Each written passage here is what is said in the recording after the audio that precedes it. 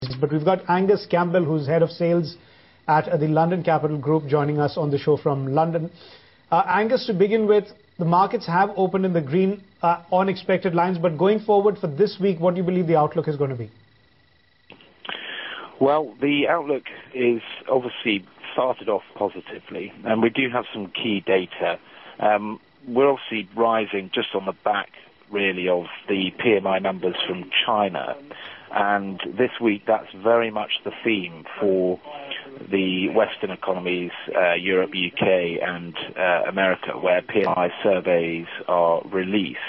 These are very good indicators as to how potentially the growth of these various sectors is and can really determine what to expect from GDP figures going forward. So it's a very big week in that respect.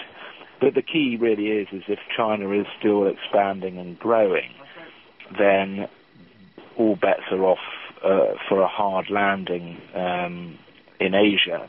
And that really is very vital to the global economy. We're just seeing really that various surveys, confidence figures are tending to improve slightly.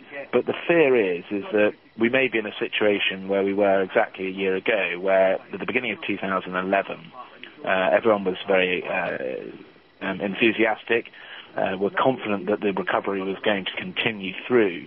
But then we had the Eurozone sovereign debt crisis really sort of blew up in investors' faces.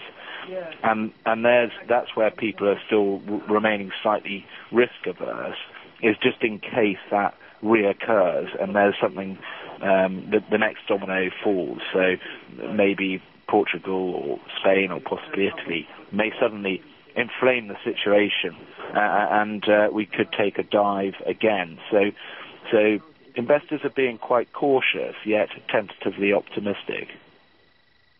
Fair enough. What's the approach right now to the market? You think some amount of risk is coming back on the table, or is risk aversion pretty much the norm still? Well, I think that we're in this funny juxtaposition where we don't have a huge amount of risk appetite, and we don't have a huge amount of risk aversion. We've seen in the first quarter, obviously, some good gains for equities. Equities have just sort of gradually, slowly but surely, just inclined. And we could potentially see that continue into this quarter. So, but at the same time, you're going to see retracements, you're going to see pullbacks, you're going to see concern. And overall, the trading ranges and volatility have been particularly low. So you're seeing that sort of tentative risk appetite with the odd, bit of risk aversion thrown in for good measure.